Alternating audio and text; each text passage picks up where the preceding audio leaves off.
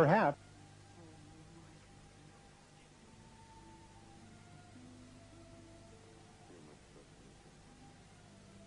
stars as if compelled by an unknown force, telling us, you are not alone. You are all part of the evolution of the universe on your way to higher realms of enlightenment.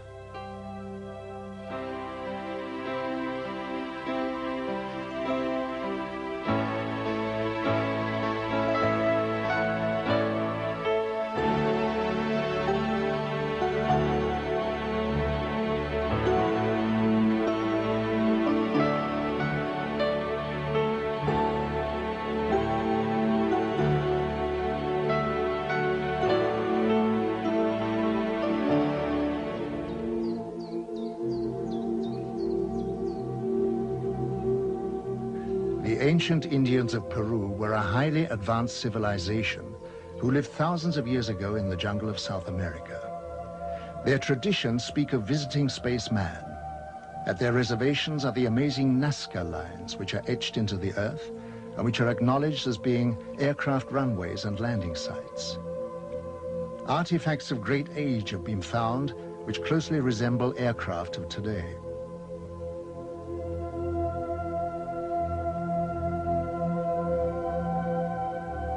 The sensational crop formations of England have generated great interest, and the question has to be asked if there is any connection with the etching in Peru.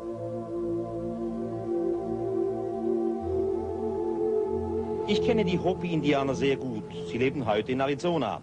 Aber ihre alte Geschichte. I know the Hopi Indians very well. Today they live in Arizona. But their old traditions say that many, many thousands of years ago their home was in South America, and that at that time they were descended upon by extraterrestrial visitors called Kachinas. These Kachinas also saved the Hopi Indians when their continent threatened to sink. These heavenly beings, the Kachinas, were the teachers of the Hopi. And even today, the Hopi Indians make figures of the Kachinas for the younger generations, so that no one should forget the visit of their original teachers from outer space. And even today, the Hopi are convinced that one day the Kachinas will come again. In this connection, it's interesting that a short time ago I showed White Bear, one of the oldest members of the Hopi, pictures of the Maya cities Tikal and Palenque. He was beside himself with excitement and said, "We understand that. Our ancestors built that under the guidance of the Kachinas."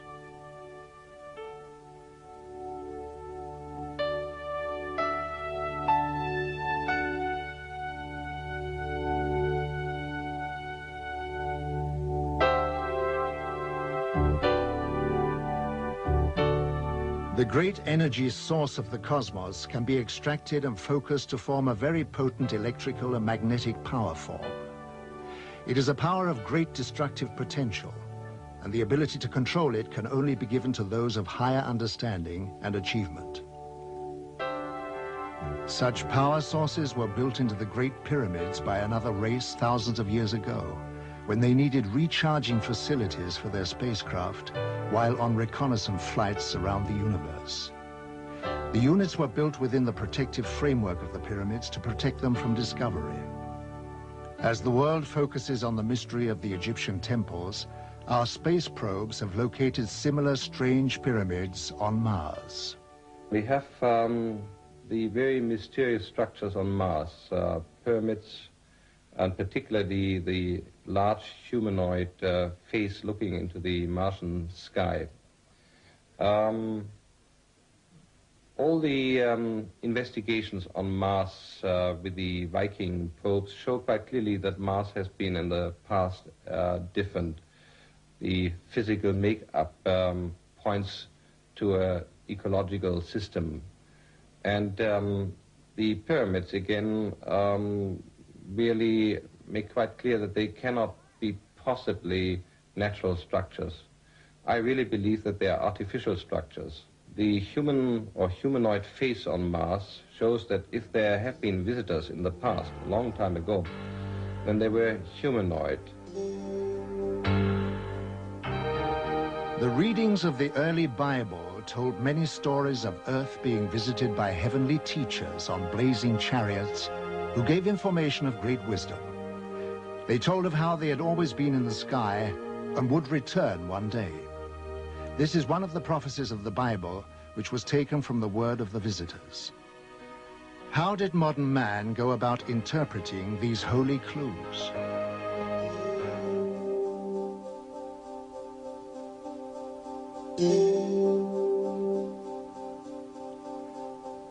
So we turned our faces towards the heavens in the hope of finding a deeper understanding of ourselves, to participate in the quest for universal knowledge, and to hold out our hands in the search for possible cosmic neighbors.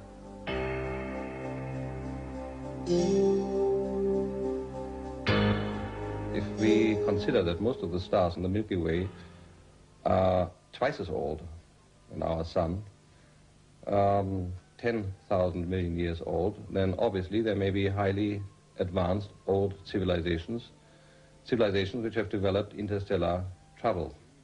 So my answer would be it is more than likely, not only possibly, but more than likely, that extraterrestrial visitors are traveling to other solar systems, other planetary systems.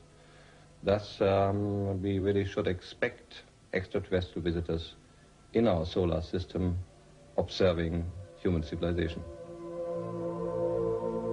As fantastic as this may seem, photographs of unknown flying craft, known as UFOs, have been taken around the world, captivating the public's attention for decades.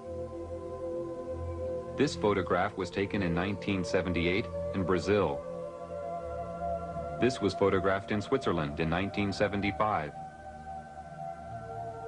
These two UFOs were also photographed in Switzerland in 1975. This was taken in 1971 in Austria. This one was seen in 1987 in Canada. This UFO was photographed in Germany in 1977. This was taken in Colombia in 1971. This photograph of a shiny silver object was taken in North Charleston, South Carolina in 1980. Yet another photograph from Switzerland taken in 1975. This UFO with a cloud-like vapor was taken in 1974 in Denmark. This UFO was sighted in 1977 in Uruguay. A UFO in Indonesia, photographed in 1974. These three luminous flying objects were photographed in Barcelona, Spain in 1978. Every year, increasing numbers of UFO photographs are being taken by witnesses from around the world, giving growing evidence of extraterrestrial visitors. In 1946, George Adamski, a professor of philosophy, using his cine camera, took the first moving pictures of alien spacecraft. This film shows the strange flight pattern of these machines.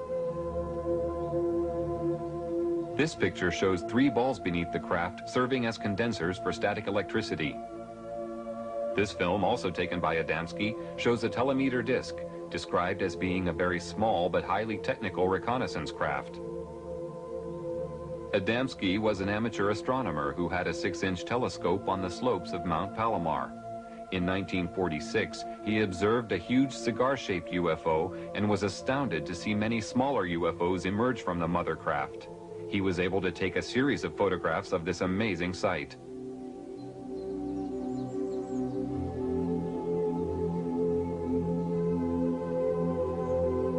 After taking many photographs of these alien flying machines, an event took place which would change the course of Adamski's life. On November 20th, 1952, he had his first contact with a human-looking alien visitor. Adamski was walking in a desert canyon in California when he came face-to-face with an extraterrestrial standing beside a landed spacecraft. The alien told Adamski that the meeting was not by accident and that he had come to give a message. He warned of the danger we were creating by exploding nuclear weapons. He said that the human race had no idea of the very powerful and deadly long-term effects we were creating, which could not only destroy ourselves, but also our planet, and that the continued use of such weapons could eventually endanger our cosmic neighbors. Adamski was asked to spread this message. The alien visitor promised that he would return and meet Adamski at a later time. Adamski was later taken for flights into space, where deeper, more meaningful messages were given to help the human race to understand another point of view of our world. Adamski devoted his time to spreading the visitor's message and was later joined by a Danish Air Force Major, Hans Petersen. Well, you see, after the contact in the desert, George had an inner feeling that this was not the end of it. On one of his flights, made more flights, but one particular he was taking on board a mothership, which is a very, very large ship, who is taking all the other vehicles into our atmosphere. And in there, he met a lot of people, and he met an old man, so to speak, a wise man, who told him a lot of why they were here and what we did wrong here on Earth. And after these experiences, George wrote a book, Inside the Spaceships. In this book, Adamski described in detail the very advanced technology used in the spaceships, including technical information on the magnetic and gravitational propulsion systems, which work on a power found throughout the universe. He also described a magnetic pole running through the center of the ship that was also a very powerful periscope, which could observe both above and below the craft with great magnification. Adamski's alien friends gave him a pendant to wear around his neck and was told it would increase his telepathic abilities and enable him to maintain contact with them. Another witness who was truly shattered by his experience when he saw and photographed a UFO was Dr. Daniel Fry. Dr. Fry was a rocket engineer and the head of a scientific team employed by the American government at the White Sands Missile Proving Grounds in New Mexico when he took these films and photographs. On July 4th, 1949, Dr. Fry was contacted by alien visitors for the first time.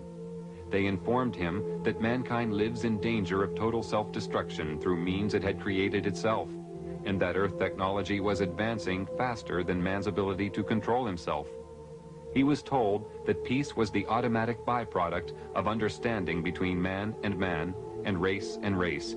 Also that the understanding of fellow human beings was the key to building a united world.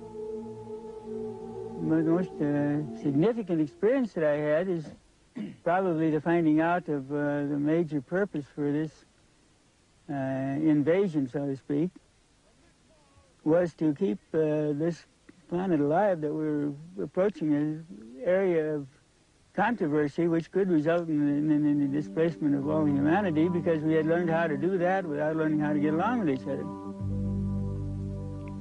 When those among you responsible for your scientific achievements realize the significance of the destructive forces you are creating, only then will you understand that you are destroying your living planet, which is responsible for your very existence. We are here to advise, guide, and encourage you to turn your eyes towards the creation of a planet of peace and understanding, where your invention and universal ability coexist with the creative force of the cosmos. We are your brothers of the Galactic Federation, who wish only to have you by our side. We cannot join you until your thoughts turn from self-destruction to the eternal law of universal knowledge and understanding. There came a spaceship sailing, passing us, making a curve, going down south and coming in from the south, passing over our heads and disappearing to the north. And 1 hour later it came back and passed in low altitude, and it passed the moon, which has come up meanwhile, so you could see it was an Adamski type saucer.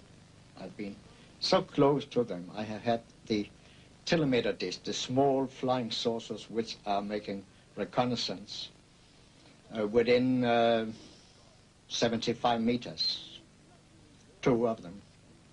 I have one being disintegrated on my terrace. I have seen flying saucers, the George Adamski type, within 200 meters in front of my car. I have seen 2 flying saucers land, both cases with my wife, so I had a witness. The founder of the German UFO Society, Carl Veit, is also a publisher of UFO books. For decades, he has published books written by contactees. Many years ago, he had the foresight to realize the value of the information. There were 12 of us sitting in the garden, and the pictures were shown by this television man. And I explained them again as well as I could. And in the middle of my explanation, the baby daughter, she was the youngest member of this family, called out, "Daddy, what is that?" and pointed up. We were all looking at the screen, and then we also looked, and there vertically above us, or nearly vertically, there was a wonderful large UFO, rather low. Of course, we were all amazed. We gazed up, we waved, and in a way gave thanks that they had come during the UFO lecture and wished to greet us, or to say, "Yes, we are here, the ones you're talking about."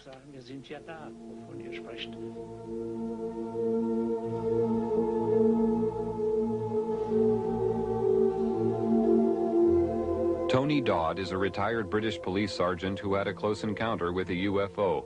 Since that time, he has become the Director of Investigations for Quest International, Europe's largest UFO investigation organization. I was driving a police patrol vehicle in a remote area in Yorkshire when I saw the most amazing disc-shaped flying machine. This machine was about 100 meters off the road, above the road. It was glowing white, bright white. It had colored lights rotating around the underside of it. It had a dome on the top with what appeared to be portholes. It was going at no more than 30 kilometers per hour. But the strange thing was that it was making no sound. It was the most amazing thing I've ever seen. This was no doubt a real UFO. I'm convinced of this. It did not resemble anything that we have which is flying around in the sky. It had an effect on my police car radio. It blanked out the transmissions with a very heavy static effect. The object moved away from us and disappeared into the distance and appeared to land in a forest on a hillside.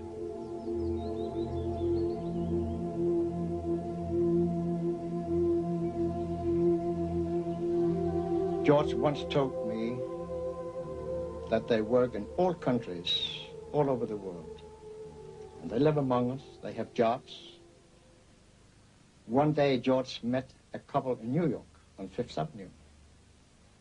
He was looking in a shop in the window, and a couple passed him with a little boy between them.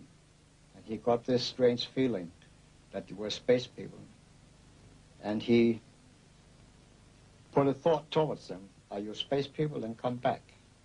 They turned around and came back and said, "Your thought is correct." Adamski was given insight into the purpose of his life by his extraterrestrial friends. And in this sense, all these people who have come into contact with extraterrestrial beings are confronted with these wonderful facts, and they have also had an insight into their lives. Why they are here. That's what was also said to George Adamski, that he should, so to say, be a pioneer in the field of ufology, because in the development of the human race, we now face great, higher problems. Our first face-to-face contact with a member of your race in modern times was a man called George Adamski. He was chosen because of his astronomical awareness and placid naivete, coupled with a cosmological awareness. During our contact, he was told many things which he was asked to pass on to mankind, and was forewarned of the ridicule he would be exposed to. He showed high integrity and learned quickly the significance of our intentions. He was the ideal subject for our first contact. He created a chain reaction of awareness which continues to spread at the present time. He was the first seed sown by us to open the eyes of your world. The first thing that made me realize that there was definitely something else happening was as a result of the first sighting. After this, using my policeman's mind, I used to watch in the area where I'd seen this thing. And over a period of time, I saw many more of them. And it got to a fairly regular event. And I saw them at close range. I saw them doing aerobatics, almost on occasions as if they were doing them for me, on very remote hillsides. And then on one occasion, one came past, it flew over my head, and I flashed a light at it. And this thing turned round and came back. And as it got above my head, this was only about 25 feet above the ground. It had a long light on the front of it, a long elliptical shaped light. And as it got to my position, the light increased in intensity, went down, and then increased intensity and went down again, almost as if it was signaling me back. And then it turned and flew off again. I knew at this time this was an intelligently controlled machine who was acknowledging my signal. I was certain before this time that there were alien craft flying around, but this particular incident really convinced me of this. So where are our alien visitors coming from? Or is it possible that they've been here all the time? If so, where? Military and civil airline pilots from around the world have constantly reported having the most unusual experiences in the skies, including contact with UFOs. On September 19, 1979, a UFO followed a military aircraft over Germany. This is a close-up of the object. This B-52 Canberra bomber was flying over Edwards Air Force Base in California in 1954 when a UFO was seen near the aircraft. Here is a close-up of the UFO. Many pilots flying B-52 bombers reported seeing UFOs. This one was photographed at 12,000 feet in June 1966 over Utah by aircraft pilot Williams. An aircraft over Venezuela had a close encounter with a UFO. This photograph was taken from the plane. In June 1976, the British Airways Concorde was being filmed in flight when a small UFO appeared. After maneuvering around the plane in a manner that indicated intelligent control, the UFO flew off at great speed. This was witnessed by the whole crew. Here is a replay in slow motion.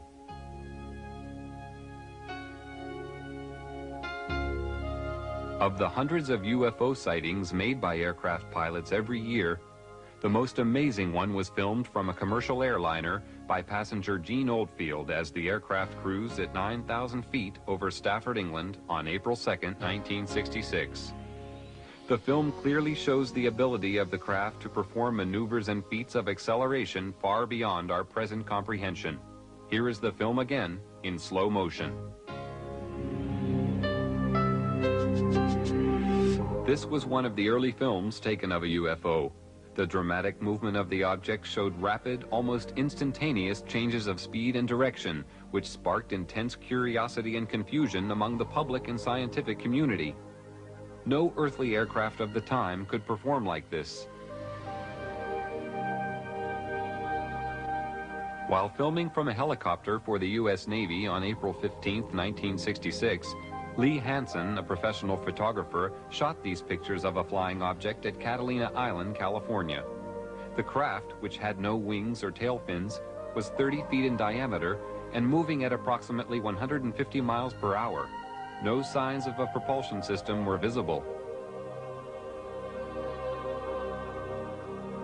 This film, shot by James Waters in Colorado on July 23, 1963, shows a UFO moving across the sky at tremendous speed, followed by a second one. This is the same film at 1/12th speed. An analysis showed that no earthly aircraft could possibly fly so fast.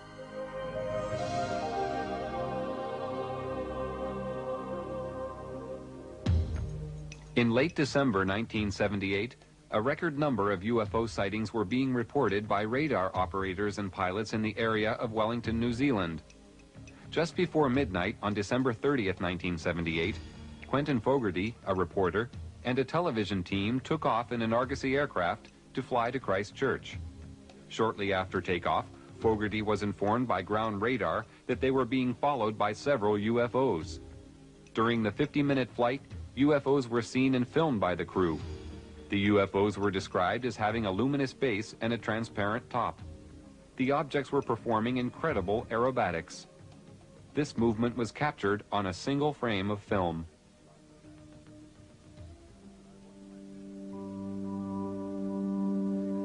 We have been present in your skies for hundreds of Earth years, but because of camouflage devices, you have been unable to observe us. Your cosmic evolution has now developed, and the time has arrived for you to ascertain the existence of other life in your universe, resulting in us making our presence known to you. Our choice of contacts has been governed by their spiritual ability to comprehend our manifestations without anxiety or aggression. The movements of our vehicles in the air, which you find so strange, is due to the fact that we have overcome the force which you call inertia and can fly in any direction instantly without experiencing any form of pressure change. Our propulsion systems work on the principle of electromagnetism, where gravity is of no significance. The three spheres sometimes seen below our craft are our drive systems, but can be detached individually to function as surveillance probes. The magnetic pole within the axis of our craft has many functions. It contains periscopic lenses for high magnitude observation and assists in the absorption of static power for recharging purposes.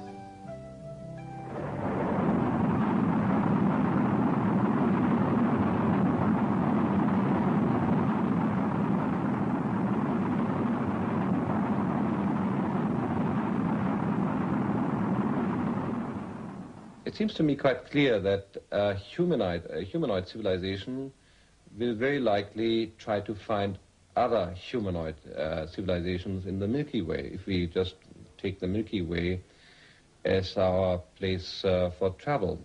I'm not talking about extragalactic civilization now. The possibility of finding humanoid civilizations would always be of interest. Just like our astronauts, if we send them away in the search for life, will very likely try to find life which is a kind, which is similar. If an astronaut has a chance to visit a planet where there's plant life or insect life, or another planet where there's humanoid life, he very likely will travel to the planet where there is humanoid life. And so it should not surprise us that the extraterrestrial visitors are always described as being humanoid. The following sequence of photographs and film was taken by the astronauts. While in space, they had many encounters with UFOs that are now being revealed for the first time after decades of secrecy. On the Gemini 4 spaceflight on June 3, 1966, astronaut James McDivitt took a photograph of this cylindrical object. On the mission of Gemini 7, astronaut Frank Borman reported seeing these two objects flying in formation. On the Mercury 1 mission on February 20, 1962, John Glenn took this picture of two glowing objects. On the Gemini 11 mission, September 13, 1966, Pete Conrad and Richard Gordon observed a cluster of UFOs alongside their craft. They described them as large and very bright. During the Apollo 11 mission in July 1969, Neil Armstrong and Buzz Aldrin saw these two UFOs, which were in orbit around the moon. The astronauts filmed the extraordinary glowing objects from the Apollo 11 spacecraft and reported to Johnson Space Center in Houston, Texas, that the UFOs even accompanied them to the moon. Many astronauts made their own private films while on space missions. This film, shot by James McDivitt in a long sequence, shows the remarkable aerobatic ability of UFOs. The astronauts faced UFOs so regularly that they became part of their everyday life. Because of restrictions, however, they were unable to describe their encounters to the public. One of the first to break the silence is former astronaut Brian O'Leary, a professor of physics and an astronomer from Princeton University, who comes forward for the first time to speak of the reality of visitation from out of this world. What I do know from my own experience and from scientific investigations and experiments is that UFO phenomena and a range of other events are part of our reality, as incredible as they may seem. Jetzt war es dann endlich soweit. Der erste Mann war auf dem Mond gelandet. That's one small step for man, one giant leap for mankind. During their moonwalks, a giant glowing UFO hovered above their heads. While in orbit around the moon, a huge object remained in view for a considerable amount of time before it suddenly disappeared. This UFO was seen above the landing site. This cigar-shaped UFO was photographed from the orbiting space module. Down to the bed. And that may have been a small deal, but that's a lot. On this very first trip into the unknown, the astronauts repeatedly reported to Mission Control that they were being escorted by unidentified flying objects. After landing on the moon, the astronauts stated that the UFOs were still present in the distance, hovering near a large crater. They were well aware that they had been observed throughout their entire mission. It's also like sundown again. Yeah, powder. I was rolling on the moon one day in a merry, merry month of December. No, May. May's the month. May, that's right. May is the year of the month. When much to my surprise, a pair of lovely eyes. Hello, Ryan. It's Houston. Hi there. We lost you for a while. Yeah, we sure did.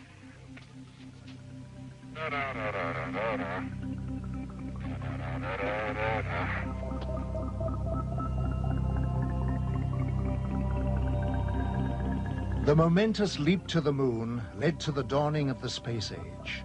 Space travel opened up endless opportunities for mankind to explore new frontiers. NASA's plans are already well underway for colonies to be developed on other planets, beginning with Mars. Very rarely enter the Earth's atmosphere, but on one rare occasion, this remarkable film was shot of such a ship flying at low level over Germany in 1980. The object was seen by other witnesses in a nearby village who reported seeing 3 smaller craft emerging from the larger one. They stated that the craft was at least 100 feet long. This film of a cigar-shaped mothership was taken in Rhode Island, America on June 3, 1967. The leaf effect motion of the ship is common with most sightings. Craft of this size and shape have been reported all over the world. This aerial photo was taken by Inaki Ozis while flying at 8,000 feet in February 1968. Probably the same cigar-shaped mothership was photographed in Texas 10 days later. Over the following few days, an object fitting a similar description was reported by various witnesses.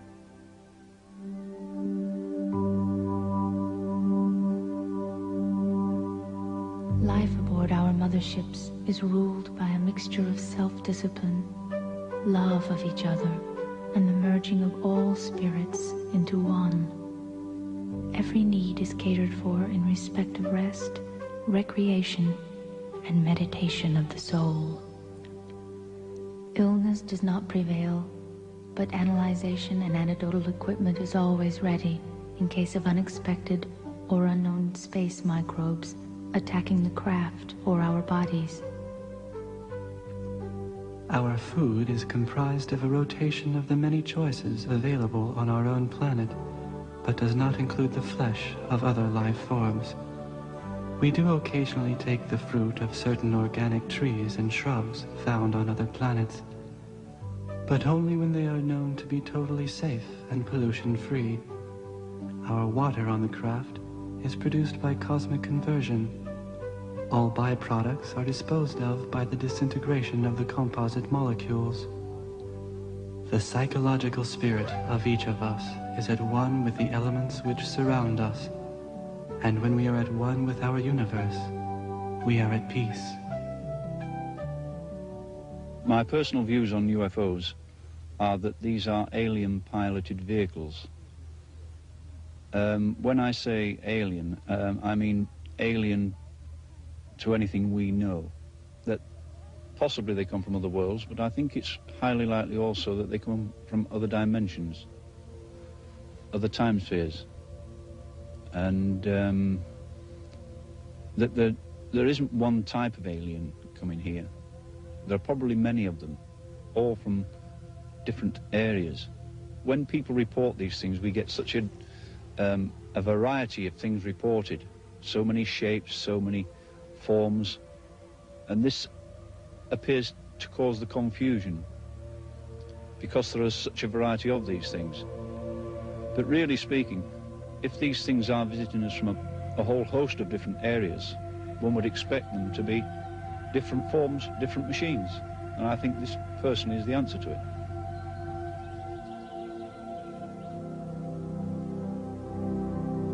Meanwhile, we scan the skies with optical and radio telescopes of great power, which penetrate the universe for 15 billion light years, watching, listening for signs of intelligent life. Large numbers of people on Earth wait and watch in the hope that one day they may be contacted or visited by visitors from space. In Russia, a large crowd of people who had gathered to watch a famous singer being filmed saw more than they had bargained for when a UFO suddenly appeared above their heads. The camera crew quickly focused their camera on the object and recorded an aerial display that lasted several minutes.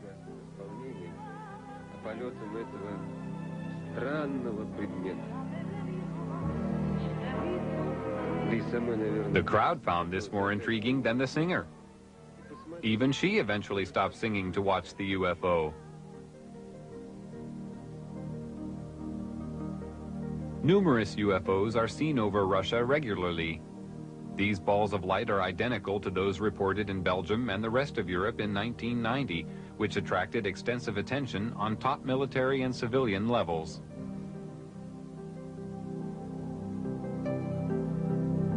In April 1990, this cigar-shaped UFO was filmed over Russia by an amateur. These flying objects are now acknowledged by the Russian military as being alien flying machines. The nucleus, the authentic nucleus of the UFO phenomenon must be our research field, and that is certainly worthwhile. However skeptics may talk about the UFO phenomenon, whether they call people who have encountered psychopaths or even scientists who concern themselves with UFOs as cranks, we simply have to accept, if we inform ourselves, that there's a small percentage of absolute authentic cases which represent the UFO phenomenon. And we must continue to investigate this nucleus. It will be worthwhile. When I first saw my UFO, I always quote my UFO now, you've got to bear in mind I was dealing with something like this with the clinical mind of a policeman.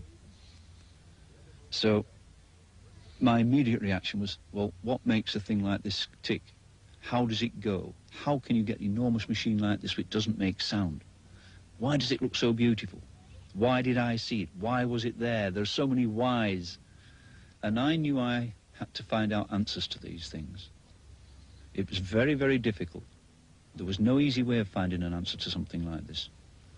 But it seemed to me that things naturally came my way.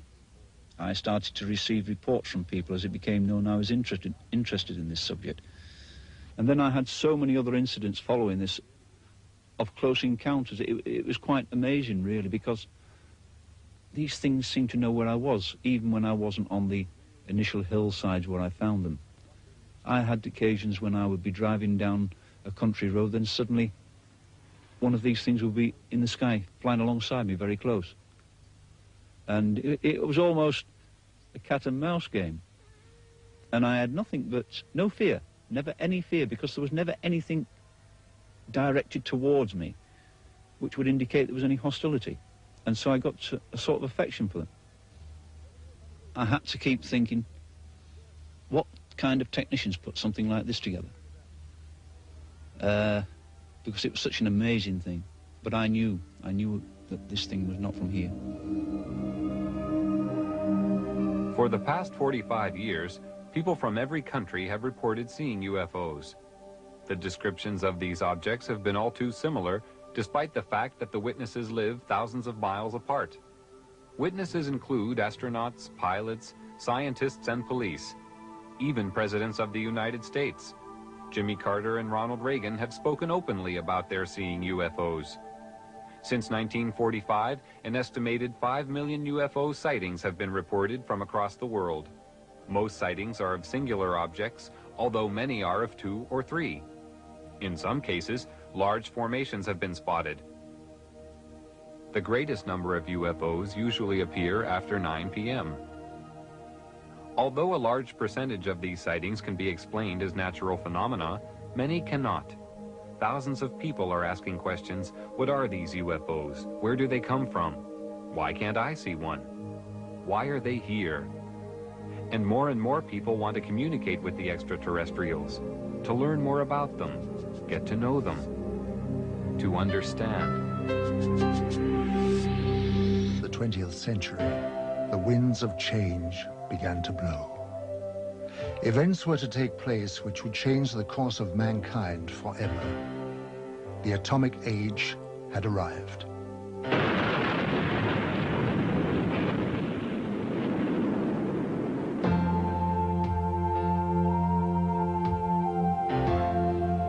As man detonated weapons of immense power, lights started to appear in the sky in a way that suggested that something was following the course of events.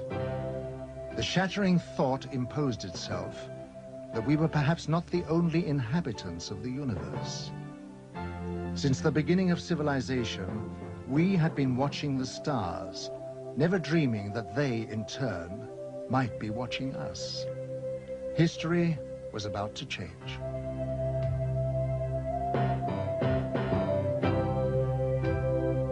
Because these lights appeared suddenly in the sky over Washington on July 20th, 1952, moving from the White House to the Capitol, hundreds of people witnessed the extraordinary event, and it left them stunned. The lights instantly jumped from one position to another. They were also observed by high military officials who knew what the lights were trying to say.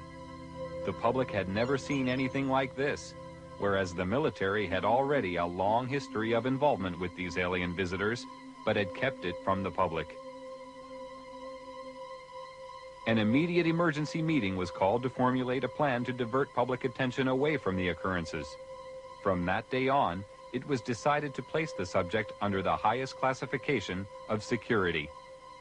Then came the first announcement to mislead the public made by Chief of Air Intelligence, Major General John Sanford. We can say that the recent sightings are in no way connected with any secret development by any agency of the United States. From that day on, the biggest secret of the century began. How did it all start?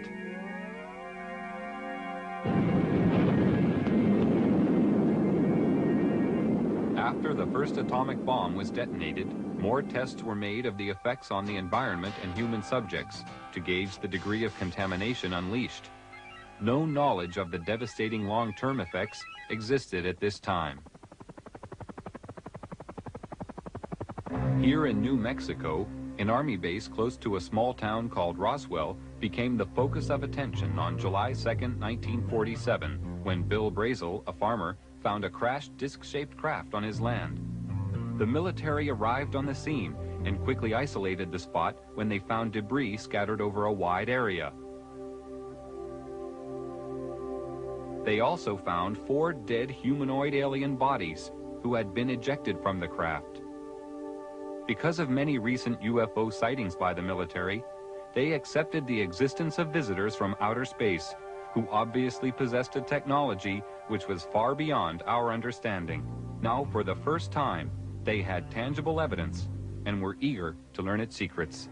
Roswell was the home of the 509th Bomber Wing, the sole American atomic bomber group.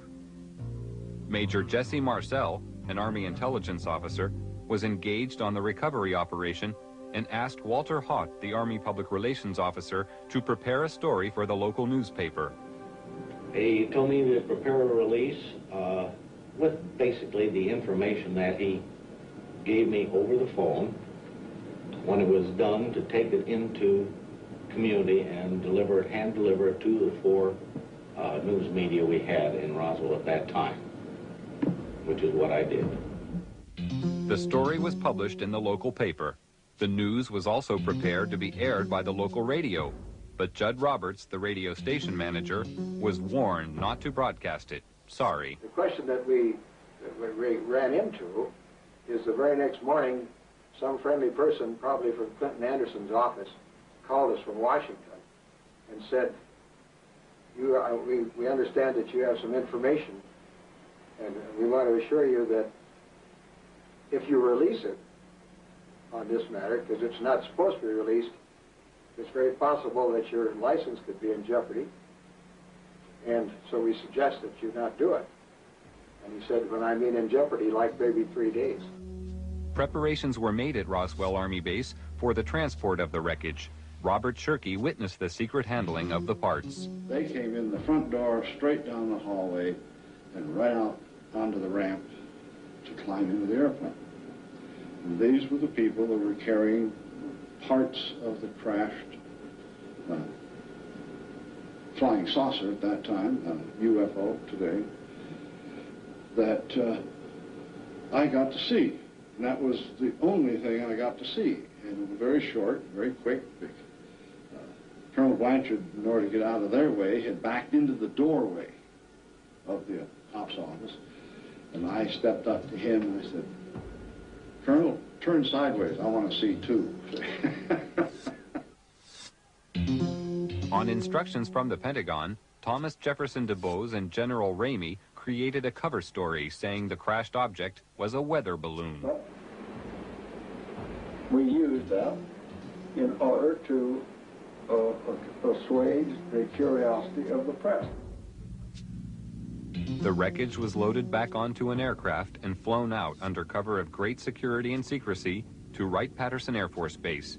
The pilot kept silent for several years, but informed his wife after the story appeared in a newspaper. I guess now that they're putting in the paper, I can tell you about this. I wanted to tell you for years. He said, I want you to read this article because it's a true story.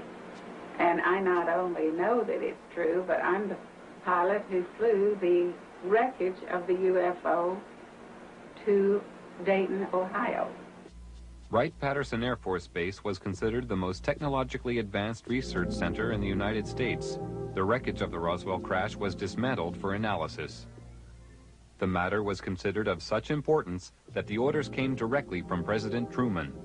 Under the cover of the CIA, Truman created a group called Majestic 12 for dealing with and covering up all information about UFOs. President Truman gave the task of handling UFOs only to the highest-ranking generals. After the Roswell crash, a special group of scientists was formed and facilities built to be prepared to deal with any further UFO crashes which would occur. Wendell Stevens was a lieutenant colonel in technical intelligence in the U.S. Air Force and is now a UFO investigator. Now having an extraterrestrial vehicle and some bodies in their hands didn't know when the next one would come down, where they came from, what they were going to do about it. There were a lot of unanswered questions. And the United States was in a turmoil at the time administratively because we were shifting from a war economy and a military-industrial command structure to a civilian structure. So the military was still dominant, and they wanted to keep control of this until they knew what was happening. So they created, and remember, General Marshall was our Secretary of State at the time. He was a five-star general. These people selected certain representatives from the military-industrial complex that they controlled, generals and admirals and certain scientists that worked with the military and worked with industrial planning. These men were designated as a task force to take charge of any event that followed. And one did. Almost a year later, on the 25th of March of 1978, the next one came down, 1948, the next one did crash, and it came down under observation by radar, so that we knew where it landed at the time that it struck the ground, and a helicopter was over it in less than an hour. It reported what it observed, and the plan generated by these people from the military-industrial complex after the Roswell crash was immediately put into place. All of the generals and admirals and advisors and scientists were contacted and ordered to proceed to a base in Colorado, where they were picked up and driven to the crash site. Now, all of these men have gone to the scene to see for themselves what an alien vehicle looks like, and they were going to advise General Marshall directly, who was controlling everything from remote position from telephones, on how to proceed. And when an operation is that big, you can't cover everything up. We discovered that the owner of the property where the vehicle came down was arrested in his house with his family, and they were kept in the house for 4 days, not allowed to go outside or anything. All the roads in the area were blocked. All access was closed. People that lived close enough to know something about it were kept in their houses. Now, if it never happened, then this evidence wouldn't exist. But now we are finding solid evidence that something strange did happen and that these events actually took place. Then we found people who observed the recovery of the craft from a distance, that saw the task force moving across off roads over country to a secure military facility at Los Alamos. And with these leads, we were able to turn up other witnesses, all of whom had been sworn to secrecy by their superiors at the time they participated in these events. And only a few of them would talk to us, and only on condition that they not be identified because of their vulnerability. What happens in a case of violation of security oaths of this nature, they could lose all pay and allowances due or ever to become due. They could be imprisoned. They could be fined a lot of things that none of them could stand. Through Secretary of State General Marshall, the security of the UFO situation was intensified. A closer relationship developed between the military and Majestic 12. As time passed, the power of Majestic 12 grew stronger. Virgil Armstrong was an intelligence officer with the CIA and worked with highly classified assignments. He retired with the rank of major. I received documents which said that a UFO had landed in the middle of White Sands, New Mexico proving grounds, and that this object was inert, was under surveillance, and would be kept under surveillance until they could determine whether it was hostile or friendly. It later turned out that it was friendly in that the occupants were dead, and when we got aboard, there were 5 bodies. The bodies were diminutive in size, in other words, 3.5 feet. The largest one was just under 4 feet. 2 of them were obviously the commanding officers because 2 of them wore epaulets on their shoulders. Later it turns out that they were all male. When we flew them back to Wright-Patterson, of course, the examination, physical examination, and the autopsy, of course, revealed that they were indeed all male. From descriptions given by several witnesses, the aliens have very large eyes, a small nose, and a small mouth. They are usually about 3 feet 6 inches in height and have no body hair.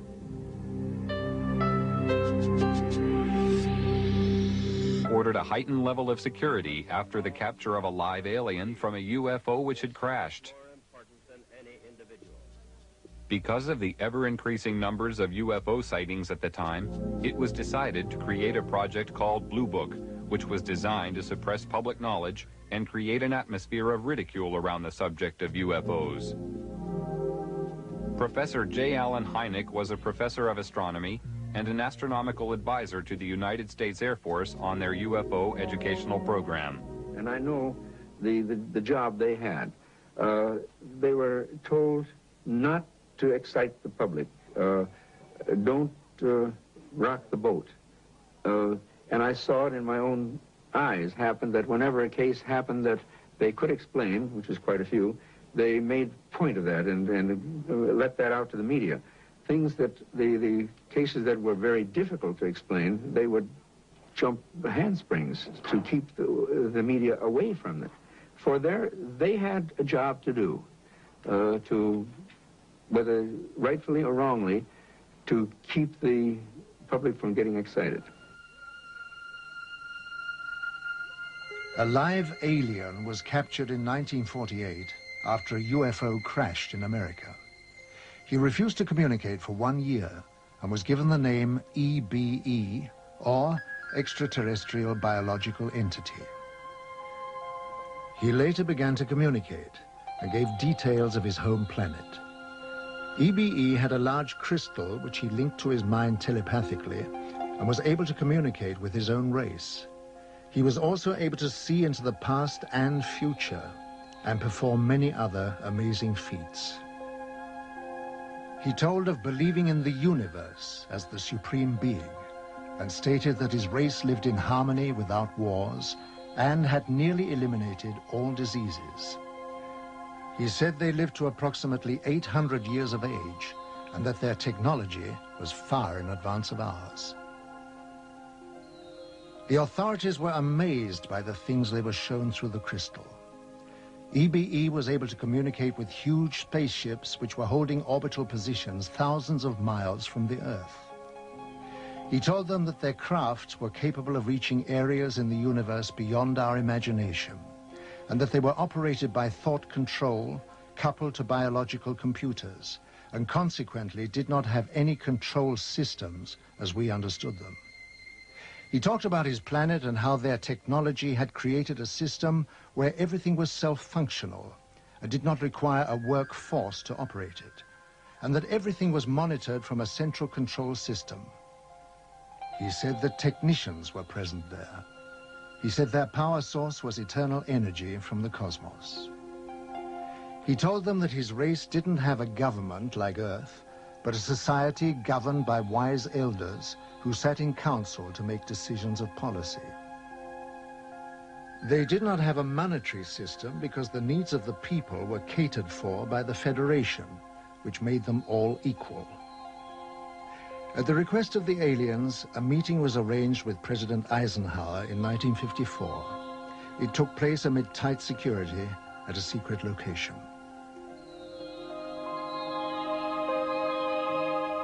At this meeting, negotiations took place regarding the permitted presence of the aliens on Earth.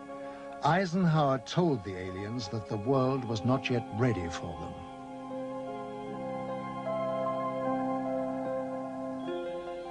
Eisenhower witnessed an alien demonstration of technology and power at Muroc Dry Lake, which is now called Edwards Air Force Base. I believe we made a deal, and the deal was that in exchange for super technology, super weapons technology, we would agree to ignore the abductions that were going on.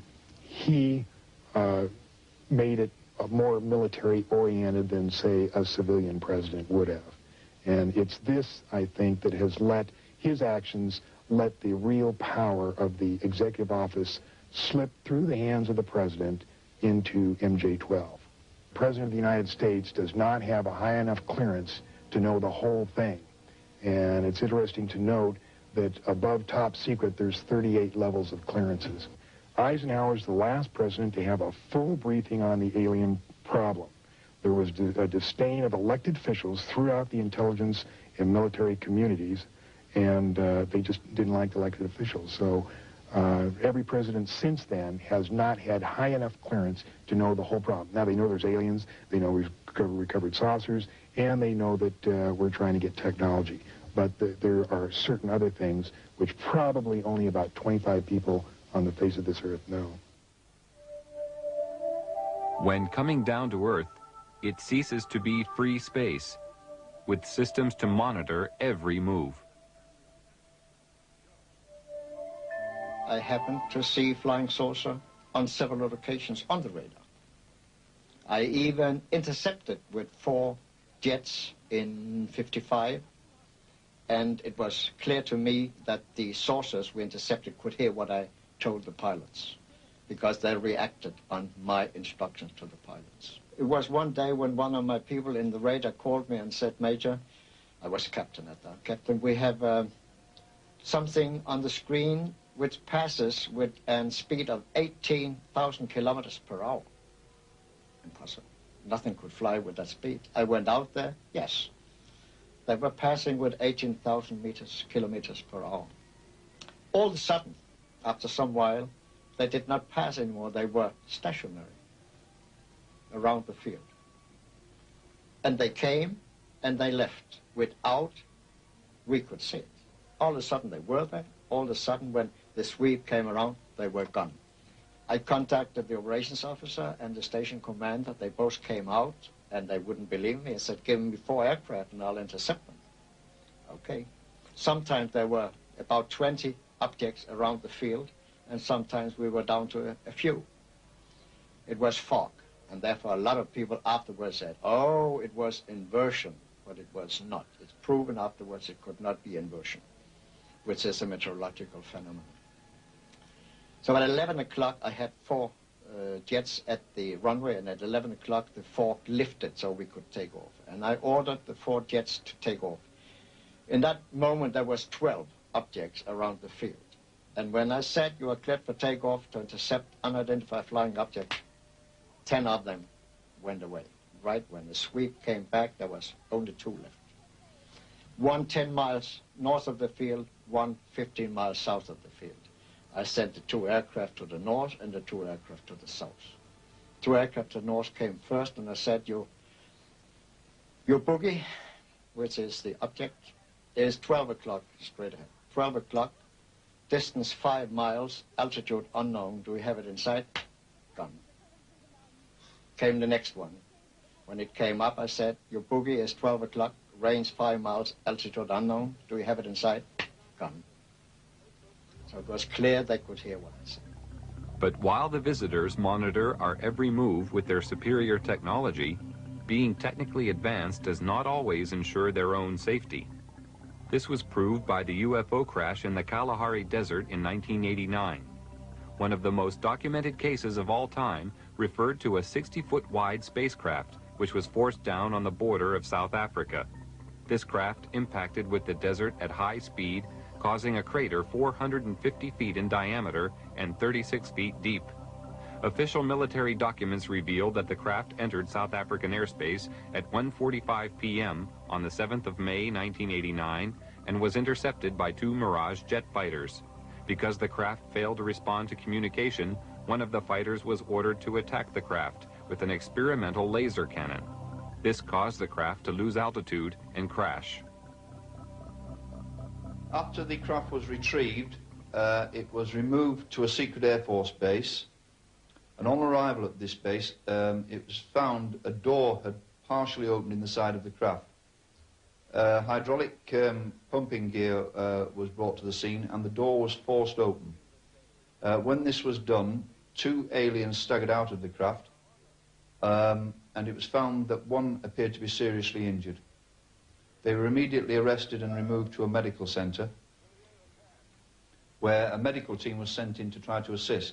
The authorities at the scene entered the UFO, and hieroglyphics were found inside the machine, alien hieroglyphics, of course, and various items of electronic equipment were also removed from the craft. When the military entered the craft, they quickly removed portable equipment and instruments, some of which were considered useful as potential weapons.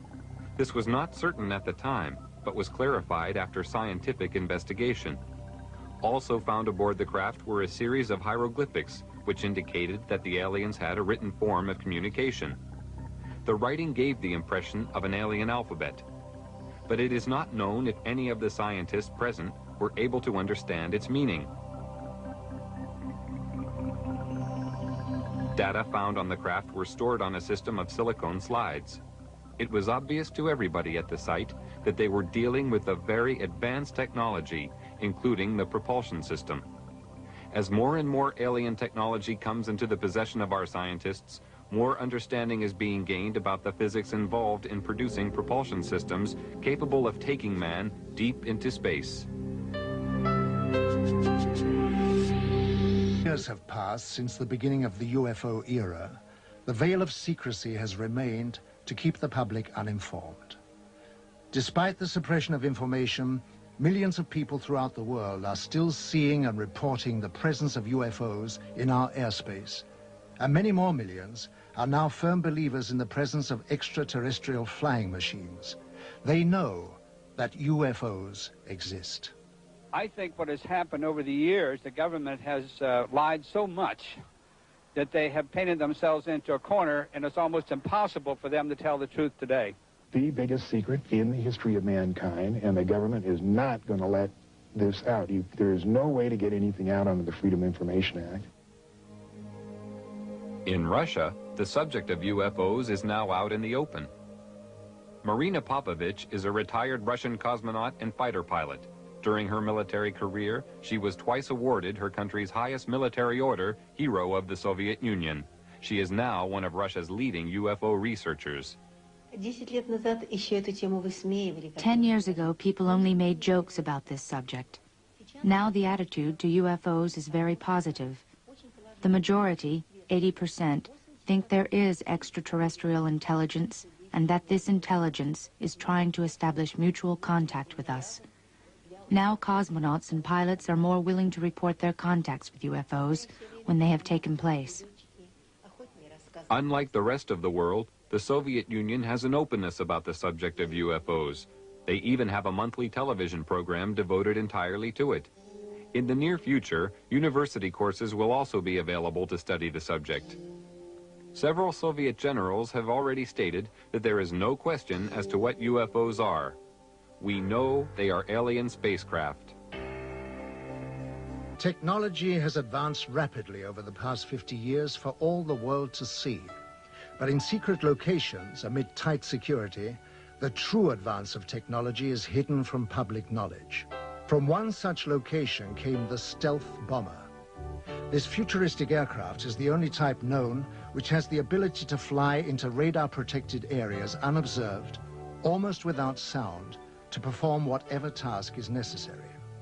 The technology used in the production of the aircraft is a giant leap forward from conventional technology, and the question has to be asked, where did it come from? At one super-secret US government test facility situated in the Nevada desert, strange glowing lights are regularly seen performing aerobatic displays which are far beyond the capability of our known aircraft. They seem to be intelligently controlled. Can this be yet another example of some secret, very advanced technology, or are the authorities hiding some exotic foreign contrivance? Here at Area 51, also known as Dreamland, is the most highly protected and secret facility in the whole of the United States. Bob Lazar, a physicist, worked on special projects within this complex and felt compelled to reveal what he saw.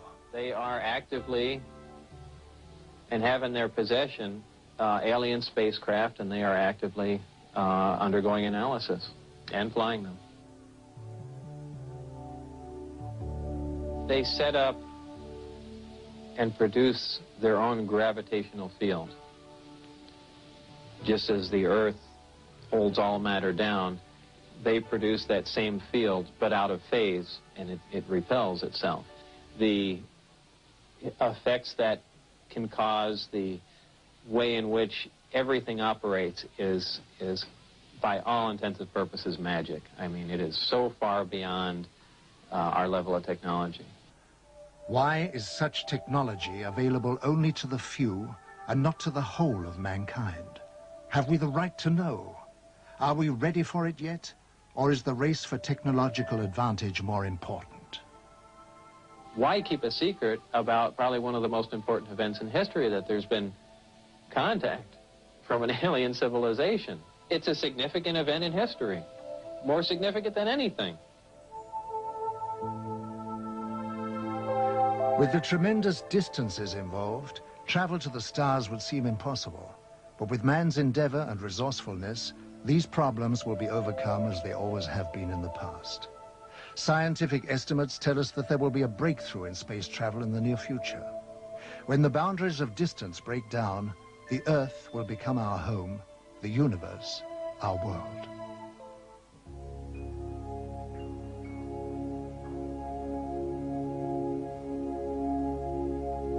Energy is the lifeblood of civilized society, but it's also a tool that has to be controlled.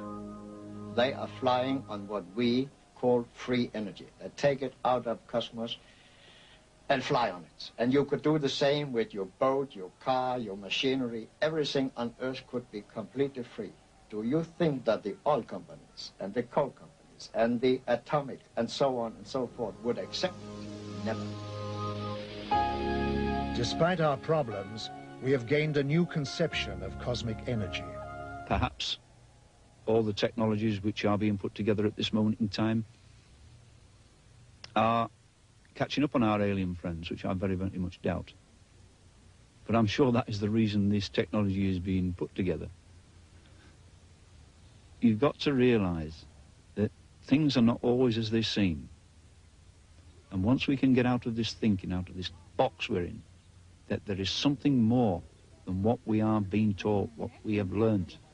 There are things outside the scope of this. Then I think you'll begin to see the potential for people from out there visiting us. And not just now, not newly visiting us, but have been visiting us for hundreds of years. Our presence within your solar system is to observe the evolutionary progress and environmental changes occurring not only to your planet, but to its people. Using a special observational technique enables us to foresee potential difficulties which may arise, and if necessary, give you advice on the course of action you need to overcome it.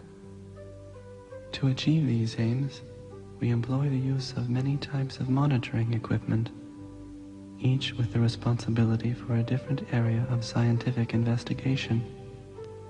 Our use of telemeter discs of all sizes as remote-controlled sophisticated recording and analyzing vehicles is one of the many types of drones. We observe every aspect of your world and its inhabitants, from the environmental changes and pollution levels to the microbiological disease potential of mankind. Our techniques also enable us to record and analyze thought patterns, and therefore anticipate man's course of action before it is taken. There is nothing about your world and its people we are not aware of. In the last few years, there is an evolution in the whole extraterrestrial problem. An evolution so far that the sightings and the encounters become more concrete. We accumulate more and more cases where we get more and more information. More information is released by the governments. We know now that there was a cover-up for so many years. We have always speculated about this cover-up. Now we have proofs. We know that the secret services, not only in the United States but in other countries, have really fooled the public. And very likely extraterrestrial visitors know about this plot. And it is not surprising that in the last years more concrete information is released. Probably this may be a preparation for official contact. Perhaps it's in the interest of extraterrestrials to establish contact because humankind is in a very difficult position. This does not imply that we must depend on extraterrestrials to save our planets. We have to do it ourselves. But nevertheless, we are in a phase where we possibly take the next evolutionary step, a step that is so important because it will decide whether we will survive or simply vanish. A circular, shiny object passes in flight. You think to yourself, so the stories are true. What should we do? I'm absolutely convinced that there is a mutual origin of humankind, of human beings, and some of the extraterrestrials which come and visit Earth. I have various reasons to maintain this point of view. There is a group of extraterrestrials which are really identical with human beings in their size, and their physical look, and their physical makeup. If we take the reports of witnesses seriously, and I do. There are quite a number of cases where these extraterrestrial visitors have made remarks confirming this point of view. They do not officially land in Washington or in Moscow or in London, but they're simply seen rather unobtrusively in such a way that the media is arguing constantly whether UFOs exist or do not exist. We know that they do exist, at least a small nucleus. And whatever their intentions are, I'm sure there's a development in the last few years that it will not be long until we find out.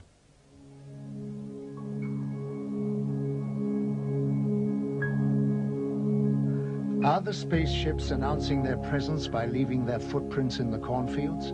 If so, how? The cornfields of England, home of the amazing phenomenon known as pictograms. In 1990, 1,200 complex symbols appeared in southern England. Some showed a remarkable resemblance to carvings found on ancient monuments. One opinion is that they are a message from spacecraft. Another is that it is energy coming from the ground, reacting with energy from space. All agree it is intelligently created and possibly connected to the nearby stone megaliths. The pyramids, one of the 8 wonders of the world, are monuments to a forgotten civilization. But how did they achieve such feats of engineering? And why are there identical structures on Mars?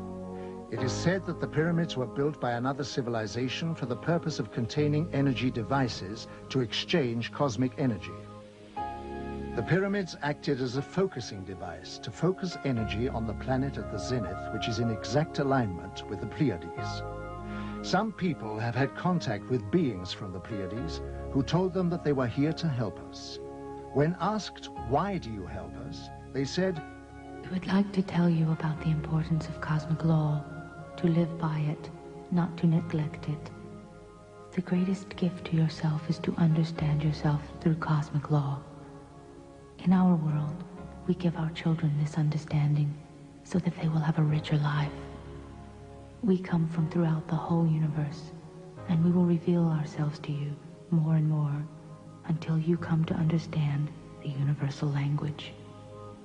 My first encounter, I was determined, if it took me the rest of my life, I was going to find out that day what I had seen that day, and I have never let up from that moment in time. And it has been worth every minute and all the money I've spent on it, because now I am a far wiser person than I was when I started. I know things now which I would have never known had I not got involved in this thing. that there is a far higher force out there operating than we could ever conceive, and that they're here amongst us. They come and go as they wish. They are watching us, guiding us, and directing the direction we go in. Of that there is no doubt.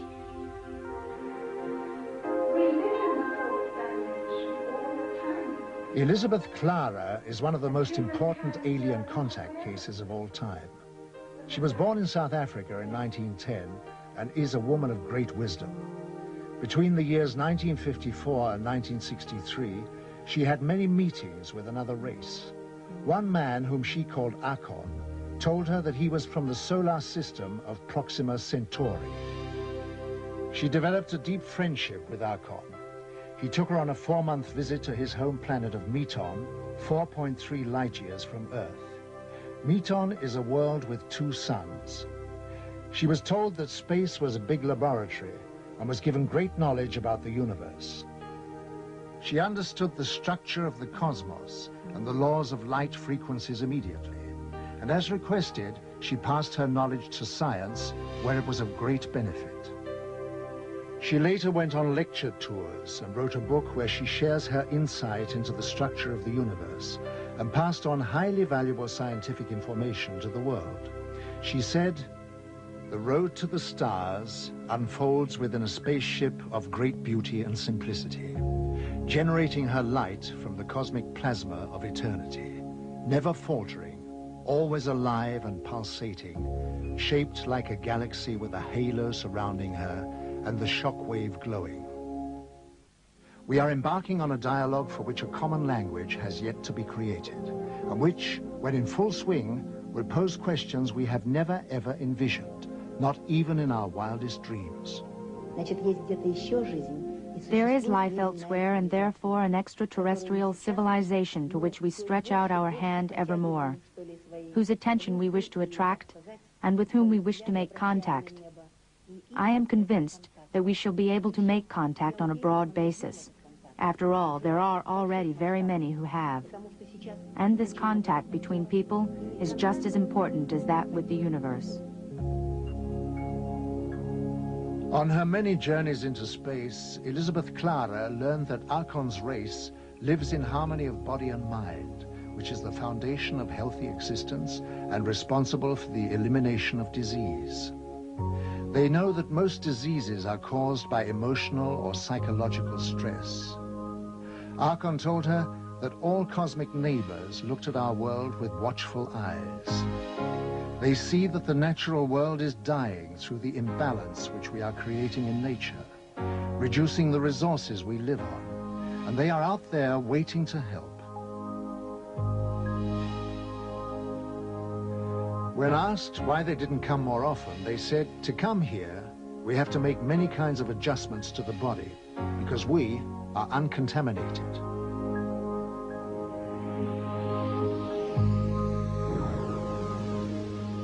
This spacecraft was seen coming out of the sea near the Canary Islands.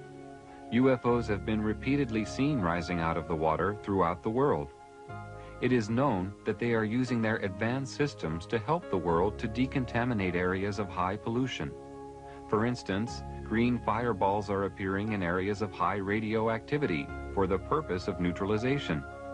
Many contactees are told that help for the Earth by our alien friends is allowed, but only to a certain extent, because they cannot interfere, since we all have a free will. This is a cosmic law.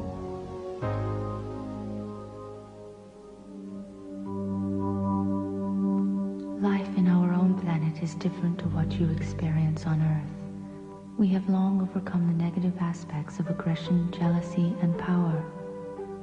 Although we are very advanced by your standards, we lead a simple life of love, mutual respect, and harmony, each integrating with each other in a like manner, conforming to the cosmic law of mutual harmony. Our family unit is the integration of like souls, which is a form of higher love beyond your comprehension. Children are born of these family units to evolve into even higher levels of understanding. Partners are not tied to each other as with your earthly rules. The merging of auras of the twin souls is a bond of such love and understanding that rules are not necessary. We do not have rules as you understand them. Law is a code of conduct. We do not require a code of conduct as you perceive it. Age is of no consequence to us. We merely exist in this form for a term of many times your lifespan, and are then reborn to a higher level. Our harmony with our environmental surrounding is absolute. Elizabeth Clara was brought to our planet by Archon as a step towards bringing understanding to your race regarding the life and ways of cosmic neighbors. The mutual love which existed between them was a natural harmony of souls. Archon could not have lived permanently on your Earth because of your contamination. Our recreation is very different from that on Earth. We do not have sports of violent physical contact and do not participate in anything which creates rivalry. One great enjoyment is to use our brain power, either singly or jointly, against what you would call computers. Our music is a combination of vibrations, colors, aromas, and visual effects. But unlike yours, it is of a meditational nature. Difficult. There was no easy way of finding an answer to something like this. But it seemed to me that things naturally came my way. I started to receive reports from people as it became known I was interested in this subject. I received reports in growing numbers until I was receiving reports in hundreds. And then the net spread, and it wasn't to a local area, and then it went to the whole of England, and then slowly but surely it spread until the world came in, and information was being fed from many, many directions, and many, many people helped. And as this information grew and grew, the fact that there were solid objects and other type of objects flying out there were other intelligences, became very, very real. There is a wealth of information, documented and otherwise now, of the real existence of these entities, aliens, whatever you wish to put the name on them. The problem is, in our society, there has been a very, very well orchestrated aura of ridicule imposed on society, so that people who were seeing these objects were afraid to report them for fear of ridicule. People in positions of responsibility saw these things, and many have spoken to me, but they always speak in hushed tones behind closed doors. And when you ask them why, they say, well, if I was to make this public what I've seen, I would lose my job. This is the syndrome which has been among society for many, many years. There are more people all the time coming forward. We're beginning to break this mold of ridicule, and the reports are coming from all manner of people. I've had them from doctors and pilots, from military personnel. You name it, I've had it from them. And it's like a snowball. It's gathering momentum, it's gathering size. And it will not be long before all the population realizes that these are out there. We are not the only people here. And when the realization of this comes to the front, then I feel that we will all be lifted on a higher level spiritually.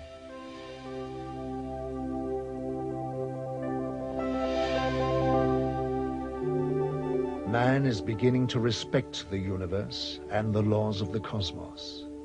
Therefore, he will learn a great deal faster.